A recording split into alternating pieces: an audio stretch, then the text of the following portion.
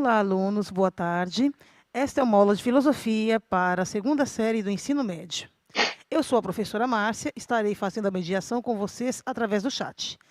O tema da nossa aula de hoje é o processo de construção e o conhecimento de si. Vocês terão aula com o professor Marconi, tá? E agora, gente, vamos ver aí um pouquinho das habilidades, né? E os conteúdos que iremos trabalhar na aula de hoje. Como conteúdos, nós trabalharemos a introdução à teoria do indivíduo, John Locke, Jeremy Bentham e Stuart Mill. Habilidades. O que a gente, espera que vocês consigam realizar após assistir essa aula? Identificar diferentes concepções de indivíduo. E já tem aqui uma sugestão de atividade para vocês, deixada pelo professor Marconi, que é pesquisa biográfica e meu dicionário filosófico. Professor Marconi, boa tarde. Boa tarde a todos os alunos aí da segunda série do ensino médio. Muito bacana ter vocês aqui conosco, né? Já vou pedir desculpa a vocês se em algum momento a aula começar a andar de uma maneira mais acelerada, mas é porque a gente tem muita coisa bacana para compartilhar com vocês e é sempre importante a gente relembrar que o Centro de Mídias é um apoio para esse lindo trabalho que os professores têm feito com vocês, aí têm tentado, pelo menos, realizar na ponta.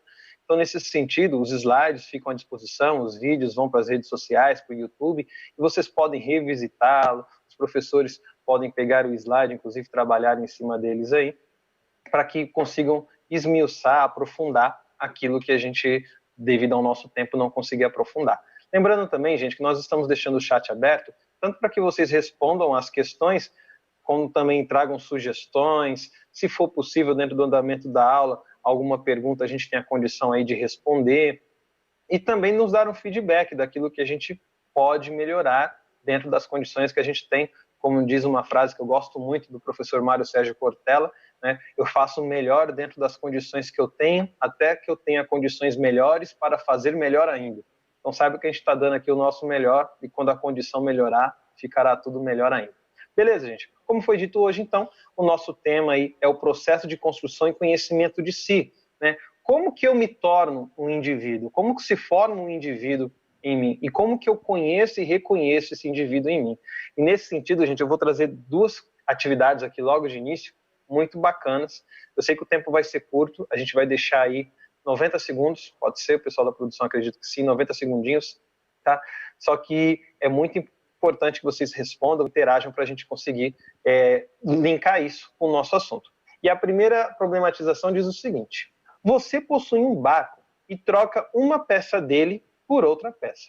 Satisfeito com o resultado, você faz outras mudanças, vai trocando outras peças até que você troca todas as peças do barco.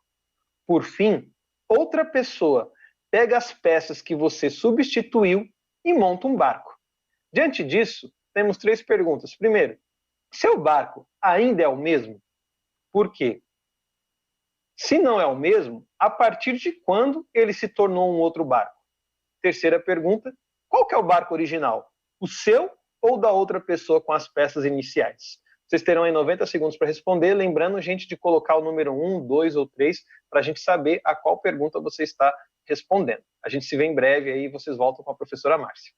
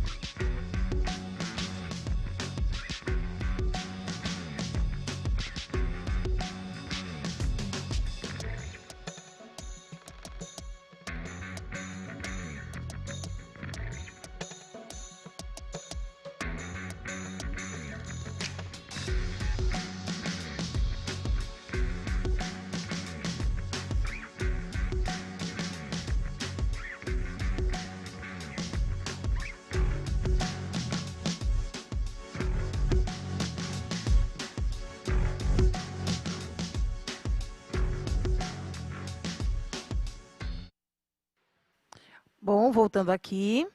Professor Marconi, muita interação. Inclusive, tem uma pergunta aqui bem interessante, né? Para o Ah, senhor. bacana. Olha só, né? E também tem alguns comentários, né? O Matheus da Silva comenta: sábio é aquele que reconhece o seu erro e tenta melhorar. O Aqui o Emanuel Feliciano faz uma pergunta muito interessante. Por que Bentham não acreditava na ideia de direitos naturais e inalienáveis? E, em relação às questões que foram propostas, a Gabi diz que não, porque foi modificado. A Jéssica diz para a primeira pergunta não. Para a segunda, ela responde a partir da mudança da primeira peça. E para a pergunta 3, ela responde da outra pessoa. O Guilherme fala que não, porque sofreu alterações. Maravilha. O nosso amigo aí, que você citou, o Jeremy Bentham, a gente vai comentar sobre ele daqui a pouco, tá? A gente vai entrar na questão do utilitarismo, a gente vai trabalhar esse assunto. Lembrando sempre, se por algum motivo eu não conseguir responder, deixar clara aí a resposta à tua pergunta, com certeza o seu professor aí da sala de aula vai fazer o possível para te esclarecer. Mas a gente vai tentar fazer isso ainda durante a nossa aula, quando a gente entrar no assunto utilitarismo, que é uma outra forma de concepção de indivíduo. Mas vejam bem, gente, não tem uma resposta certa, tá, para essas questões que eu trouxe para vocês. Mas olha como é uma discussão filosófica muito interessante, né? Alguns vão dizer, olha, não é o mesmo barco, outros vão dizer continua sendo o mesmo barco, né? E qual momento a gente deixa um barco se tornou outro? São várias discussões. E olha como isso fica complicado quando a gente deixa de refletir sobre um barco, né? Já é complicado, melhor dizendo, com um barco, e transforma isso numa reflexão sobre a gente. Vejam a nossa próxima problematização. Você sabia? Os 50 a 50 trilhões de células que fazem parte do corpo humano, com exceção dos neurônios, são substituídos, em média, a cada 10 anos. Diante disso, o que nos torna o mesmo indivíduo no decorrer da vida? Já que se troca praticamente tudo, só fica lá os neurônios. O que nos torna o mesmo indivíduo durante toda a nossa vida? Se é que nós somos o mesmo indivíduo. 2. Se estamos em constante mudança, é possível se conhecer ou apenas se construir? Eu vou dar 60 segundos para vocês refletirem e responderem a essas questões.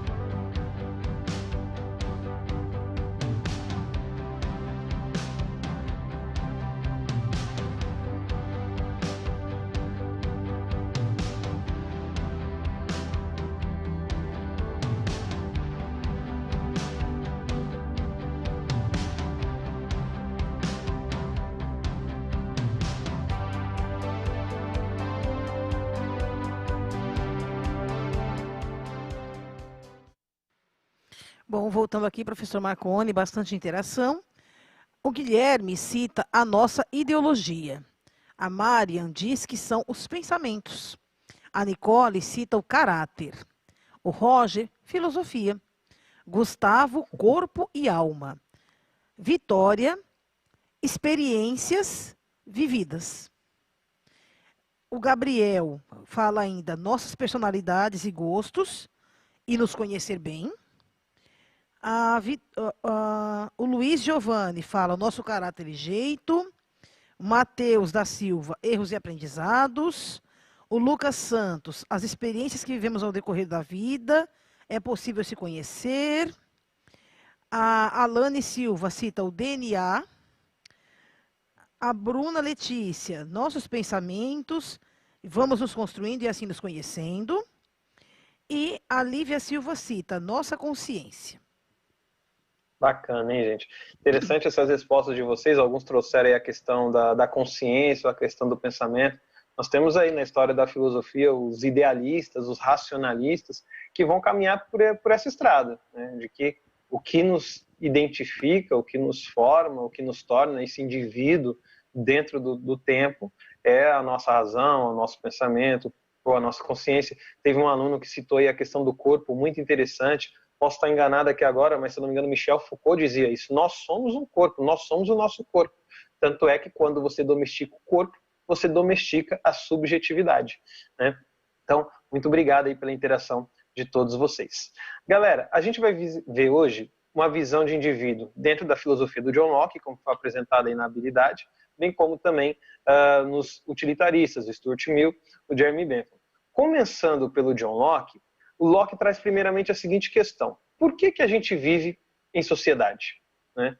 Por que não vivemos isolados? Por que não vivemos cada um na sua casa, né? Cada um na sua mente, digamos assim? E aqui vale a pena a gente pincelar de uma maneira muito singela, porque a gente não consegue avançar por conta do tempo, no que é contratualismo, que para os filósofos contratualistas, e a gente tem o Locke, o Hobbes, também o Rousseau, o ser humano não vive em sociedade por uma característica natural, né? O ser humano não é sociável naturalmente. Na verdade, modificações geraram a necessidade da vida em sociedade, né? No caso do John Locke, quais foram essas condições que acabaram provocando a vida em sociedade? A nossa liberdade, uma vez que no estado de natureza, lembrando que estado de natureza não significa que homem das cavernas, é a ideia de uma condição onde ainda não existe a figura do Estado, ainda não existe um poder hierárquico que legisla, que é detentor da força, detentor da lei. Então, ele vai colocar que antes desse momento, ou fora deste momento de um estado político, ou seja, no estado de natureza, nós tínhamos, naturalmente, liberdade, pode-se fazer o que se quer fazer e se pode fazer, e também éramos todos iguais, né?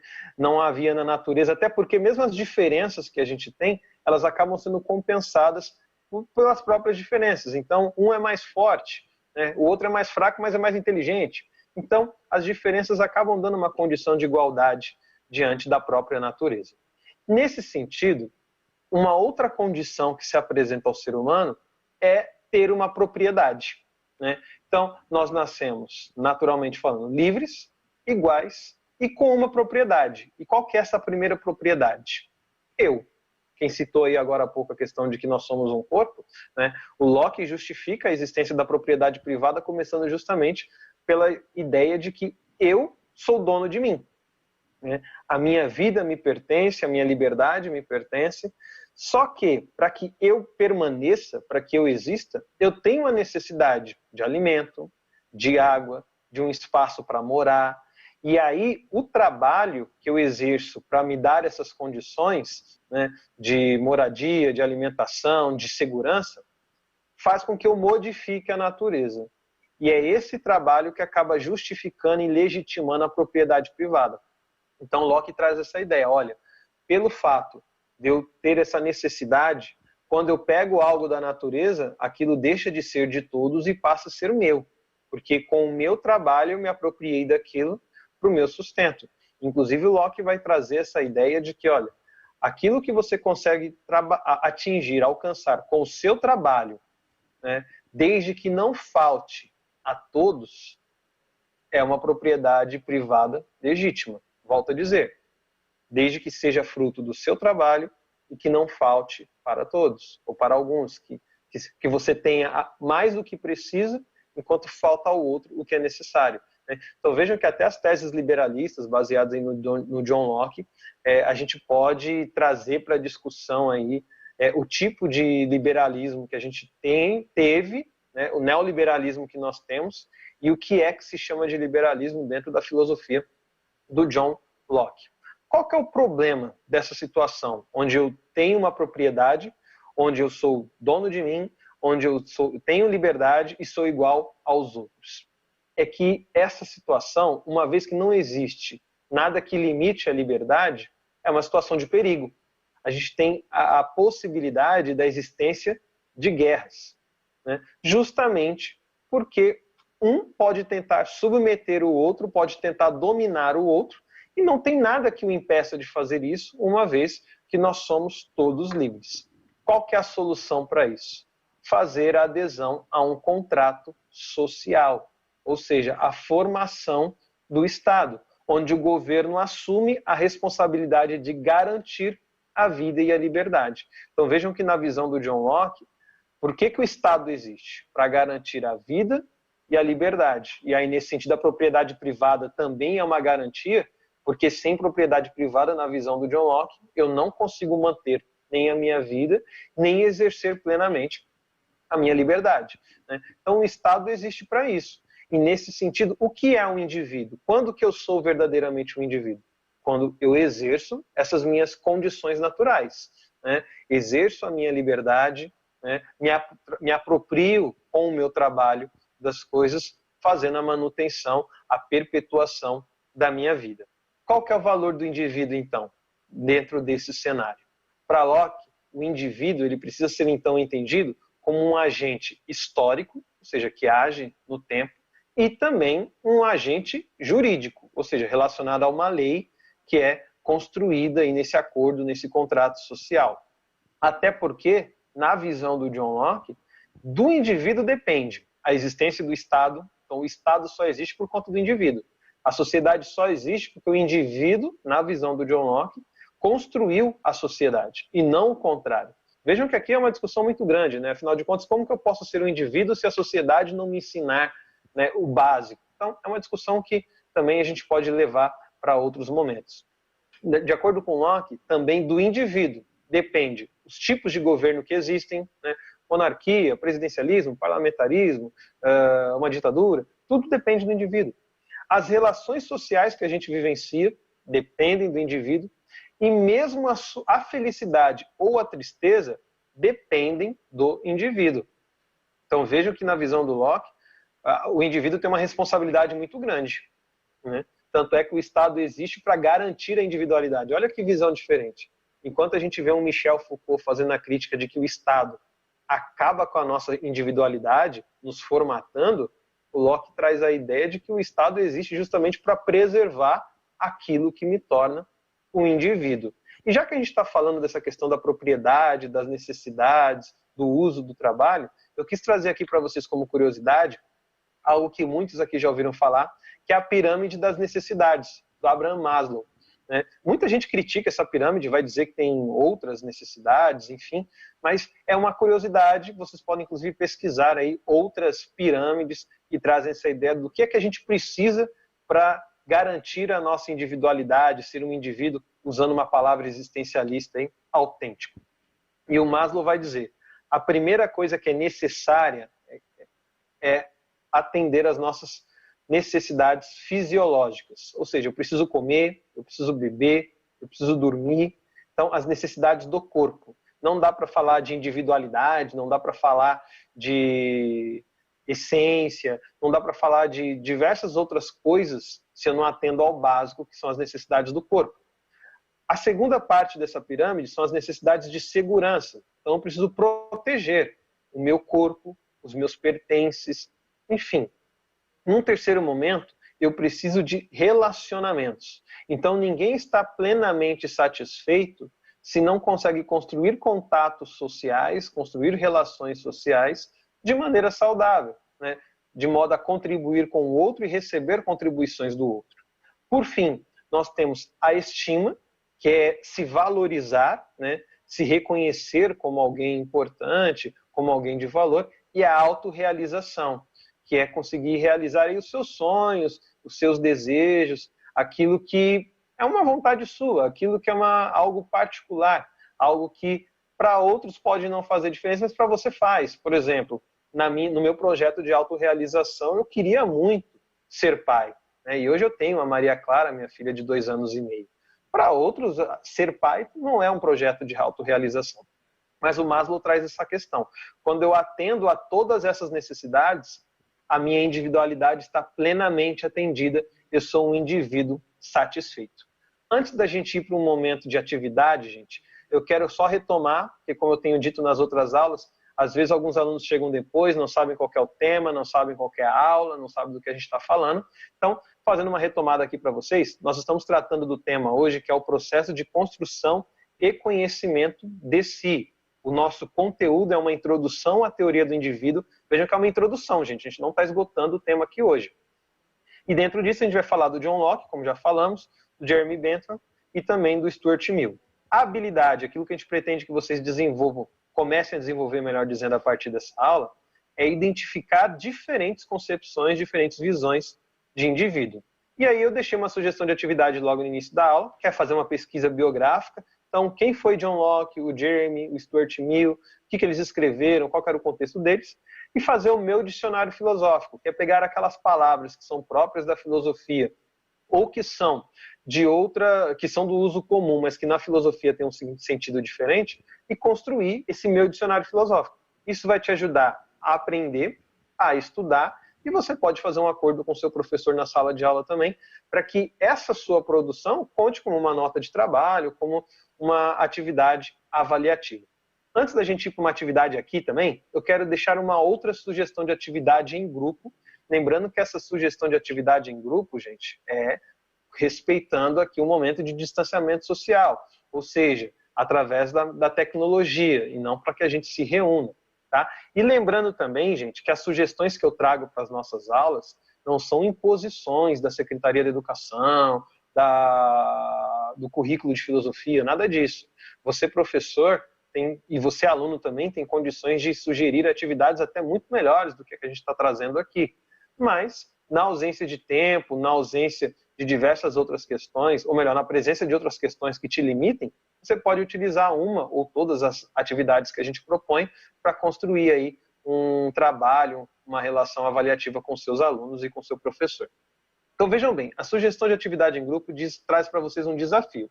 Você e um grupo de amigos estão presos numa ilha deserta, sem chance de resgate.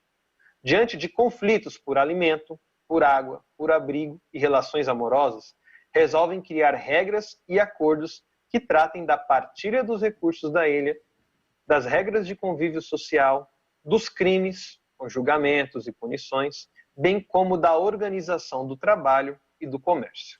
Dentro desse contexto, que leis vocês criariam? E o que justificaria estas leis? Lembrando que essa não é uma atividade para agora, é uma sugestão que eu trago para que o professor da sala de aula, junto com seus alunos, no trabalho em grupo, possa realizar. Se porventura o seu professor não utilizar essa atividade, mas você quiser com seus amigos, com seus colegas, com sua família, fazer isso é muito importante. Eu sempre digo, gente, que o exercício é igual uma academia. Você vai para a academia fazer exercício para adquirir habilidade, de levantar um peso, de ter fôlego e assim por diante. Por mais que muitas vezes uma atividade não tenha nota, não tenha valor, isso não quer dizer que você não está aprendendo, que você está adquirindo uma habilidade. Por isso que é muito válido você fazer sempre as atividades que nós no Centro de Mídias ou o professor aí na sua escola também propõe. E agora sim, a gente vai para um momento de atividade aqui na nossa aula. Nós temos uma perguntinha para vocês responderem em 60 segundos. De acordo com John Locke, é correto afirmar, alternativa a propriedade, a liberdade e a vida são direitos positivos. Lembrando que direito positivo, gente, são direitos criados e não direitos naturais, tá? Criados para o convívio social. Alternativa B, não há limites para a propriedade de um indivíduo. Alternativa C, a desobediência ao governo é justa quando este não cumpre com sua responsabilidade de garantir os direitos naturais. Alternativa D, nossa felicidade e relações dependem do governo. Beleza, gente? 60 segundos, a gente volta com a professora Márcia.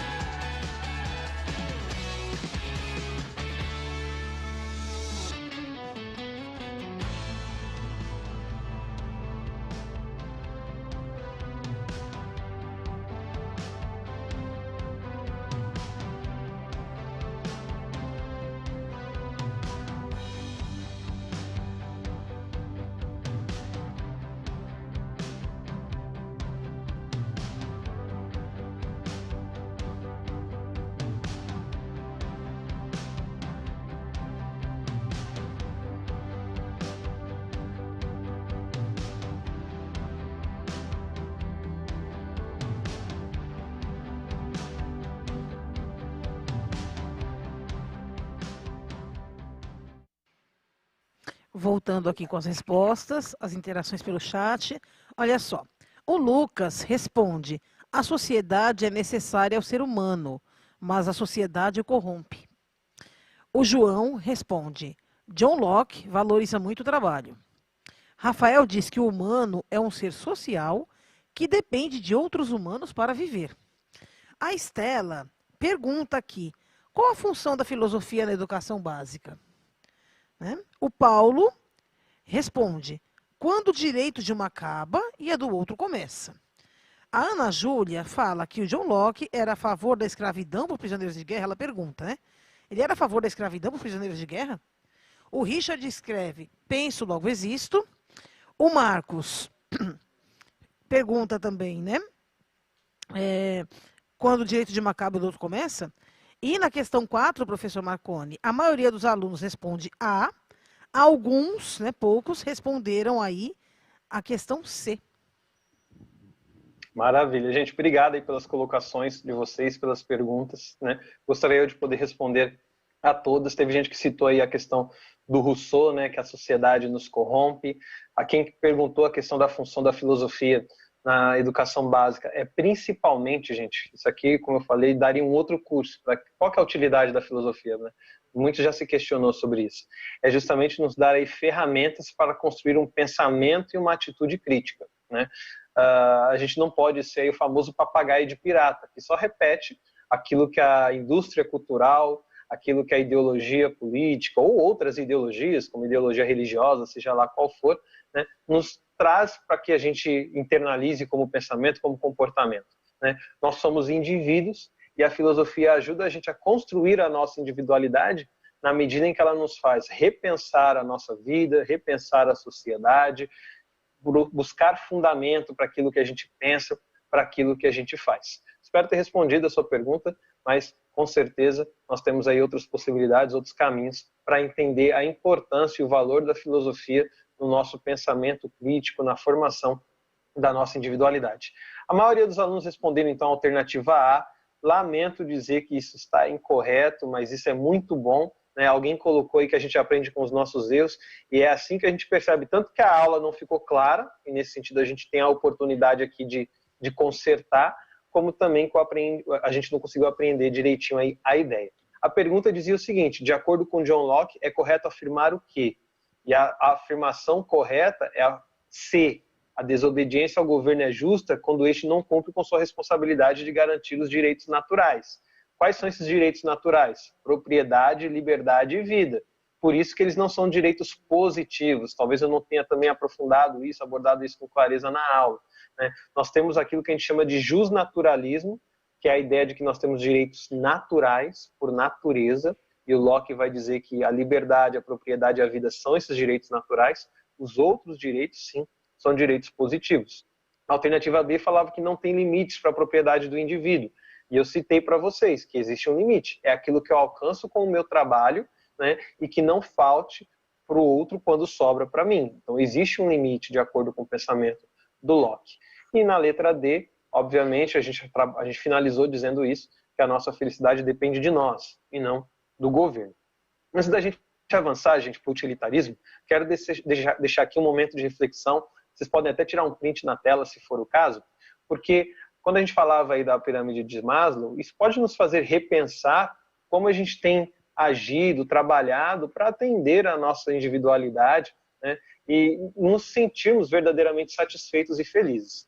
E aí diz o seguinte: de acordo com Maslow, nossas necessidades estão ordenadas em fisiológicas, de segurança, de relacionamentos, de estímulo e de autorrealização. Analisando suas necessidades como indivíduo, você concorda com essa ordem? Acredita que há outras necessidades que não foram consideradas? Então essas são questões que eu trago aqui para reflexão, não é para a gente responder agora, mas que podem ajudar você aqui não pensando na matéria filosofia, mas pensando na vida, né? Quais são as prioridades da minha vida? Quais são as necessidades que eu talvez não estou tratando como prioridades, né? Por isso que é muito importante a gente repensar isso. E aí sim, a gente avança então para a noção de utilitarismo, que é uma outra visão do que é um indivíduo. De acordo com o utilitarismo, gente, e aqui eu quero passar a conceituação para vocês, a gente tem o seguinte texto. O utilitarismo é um termo usado por Jeremy Bentham pela primeira vez em 1781. Sua doutrina se preocupa com a ampliação do bem-estar e a felicidade dos seres humanos. Nela, um ser só é livre quando se desenvolve intelectualmente e é capaz de fazer escolhas, não sendo assim a liberdade decorrente de um estado natural. Teve alguém aqui que perguntou essa questão, por que o Bentham, ou Bentham, tá, gente? A pronúncia pode me escapar aqui. Por que ele não defende o jus naturalismo e um direito inalienável?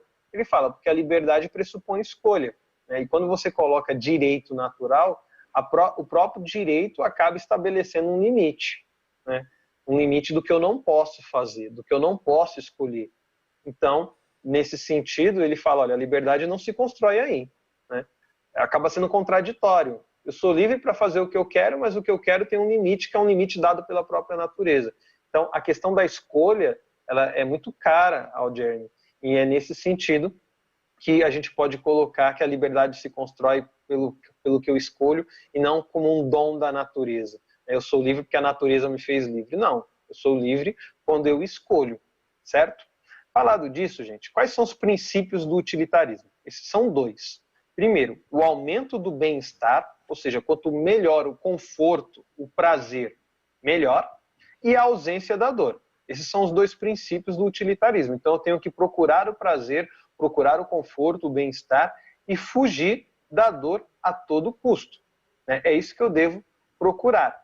Nesse sentido, o Jeremy Bentham, por exemplo, ele vai fazer uma crítica ao contrato social, justamente trazendo que ele também não é natural, porque ele fala, olha, se eu tenho que procurar o prazer, fugir da dor, o contrato social ele só faz sentido se ele gerar satisfação, se ele gerar prazer nos indivíduos. Se ele gera problemas, isso significa que ele não está sendo vantajoso, ele não está sendo útil. Se ele não está sendo útil, ele não é bom. Então veja que o indivíduo, na visão do Bentham e do Stuart Mill, ele procura a utilidade, o prático. Só que vejam que isso daqui, gente, não é uma defesa até distorcida que muitos fazem do próprio hedonismo e do utilitarismo ético. Então eu tenho que procurar o prazer desenfreadamente, aquilo que causa dor é ruim, eu não quero, aquilo que causa prazer é bom, vamos ver as consequências, eu nem ligo para as consequências. Não é bem assim. Tanto é que ele vai falar que esses prazeres, esse bem-estar, esse conforto, ele precisa ser avaliado, né? O contrato social, ele só vai ser seguido quando ele gera satisfação? Sim. Mas como que eu encontro essa satisfação de maneira positiva e identifico ela como uma satisfação positiva? Ele vai colocar, olha, o indivíduo é um ser de desejos, os quais devem ser avaliados em sua intensidade. Então, o quanto é intenso esse prazer, esse bem-estar? Quanto ele vai durar? Qual a certeza que eu tenho de que, de fato, eu vou ter um prazer, um bem-estar, um conforto com isso? Ele está próximo no tempo ou é uma coisa distante? A fecundidade, ele vai gerar outro prazer, ele vai gerar outra satisfação, ou é uma coisa que me dá prazer agora, mas pode gerar diversos problemas lá na frente? E nesse sentido, a gente já tem a própria questão da pureza, né? Porque o prazer puro é o prazer que gera outro prazer. O prazer impuro é o prazer que gera uma dor. E o mesmo contrário, a dor pura é a dor que gera outras dores. Mas tem dores que geram prazeres. Então, gente, eu sei que isso daqui é um conteúdo que dá muito o que discutir, muito o que refletir, mas é só para a gente perceber aqui o quanto a gente pode explorar e reavaliar a nossa individualidade, porque muitas vezes a gente acha que ser indivíduo é simplesmente fazer o que eu quero. Eu tenho meus direitos, eu sou um indivíduo, onde está a minha liberdade, onde estão os meus direitos, se eu não faço o que eu quero. Mas eu preciso pensar direito no que quero, por que quero. Tem um outro pensador que agora me escapa a memória e ele fala disso, do desejo autêntico. Porque às vezes nós temos desejos que não são nossos, foram implantados aí pela sociedade, por ideologias, e a gente tenta satisfazer algo que não vai nos satisfazer, porque não é genuinamente nosso. Falado disso, nos próximos 4 minutos que nos resta, a gente vai falar agora do Stuart Mill. O Stuart Mill vai trazer o seguinte: a individualidade, gente, ela é um princípio, ela é uma base, estando o seu valor mais em seu significado do que no bem-estar que provoca. Ou seja, mais importante do que o bem-estar é garantir a individualidade, né? Tanto é que ele vai colocar, olha, é um princípio que, nesse sentido, nós devemos valorizar a liberdade de opinião e de ação. O limite da liberdade está no tornar a si mesmo um problema para os outros. Isso foram algumas questões que até vocês trouxeram aqui durante a participação de vocês no chat. A minha liberdade termina quando começa a liberdade do outro, quando começa o direito do outro. O Stuart Mill traz essa noção, né, de valorizar a liberdade de expressão e de ação. E aí sim, você pesa as consequências, mas não tira a liberdade do outro. Isso é um elemento essencial. Onde fica a felicidade dentro desse cenário todo? No se desenvolver, né? Não simplesmente no se satisfazer. Eu posso ser um indivíduo que realiza tudo o que quer, mas que não se sente desenvolvido, não se sente avançando na vida, se desenvolvendo na vida. Então, a felicidade e ser um indivíduo também implica em buscar a felicidade, não pode estar simplesmente presa a essa ideia que o próprio utilitarismo, não do Stuart Mill, mas de outros defende, de satisfação por satisfação. Não, é satisfação para atender aquilo que é único em mim. Por isso que eu preciso até saber diferenciar quais são os desejos inferiores dos desejos superiores. Eu tinha uma atividade para passar para vocês, gente, mas a gente só tem 2 minutos de aula, então eu vou passar essa atividade, vou pular, melhor dizendo, mas ela vai estar presente para vocês aí no slide, seu professor, aqueles que tiverem acesso, podem utilizá-la ou não. Então eu quero concluir aqui, gente, com uma avaliação pessoal, né? 2 avaliações pessoais, e aí eu passo a palavra para a professora Márcia se despedir de vocês, né? A primeira delas é: quais são os papéis que eu exerço em meu cotidiano? Como os exerço? Eu sou um indivíduo. Como indivíduo, quais são os papéis que eu exerço na sociedade? Por exemplo, eu sou um pai, eu sou um marido, eu sou um professor, eu sou um vizinho, né? Então eu exerço diversos papéis na sociedade, que são papéis comuns. Outros são pais, são vizinhos e assim por diante. Mas como é que eu exerço isso? E depois, a nossa última avaliação pessoal, que é uma tabela para vocês avaliarem os desejos de vocês. Eu desejo uma coisa. Eu desejo, não outros desejam. Eu desejo. Qual que é a intensidade, a duração, a certeza, a proximidade, a fecundidade e tantos outros elementos disso que eu estou desejando. Essa tabela está na planilha, vocês vão ter acesso a ela aí também para fazerem essa avaliação pessoal, bem como refletir sobre algumas frases que eu deixei no último slide aí, que eu não vou poder ler para vocês, mas que ajuda a gente a refletir sobre a construção da nossa individualidade. Quero agradecer a atenção de vocês, passar aqui a palavra para a professora Márcia, pedir desculpas naquilo que a gente não conseguiu atender. Na próxima semana vocês estarão aí com a professora Maria Fernanda, e aí na outra semana a gente retoma com vocês. Gente, tudo de bom, até mais. Obrigada, professor. Olha só, gente, lembrando, né, todas as atividades, né, é importante que vocês tentem realizá-las, porque pode servir aí como uma forma, né, do professor de vocês utilizar essas atividades para fazer uma avaliação, tá? Bom, a gente fica por aqui. Obrigada pelas interações. Obrigada, professor Marconi. Até a nossa próxima aula.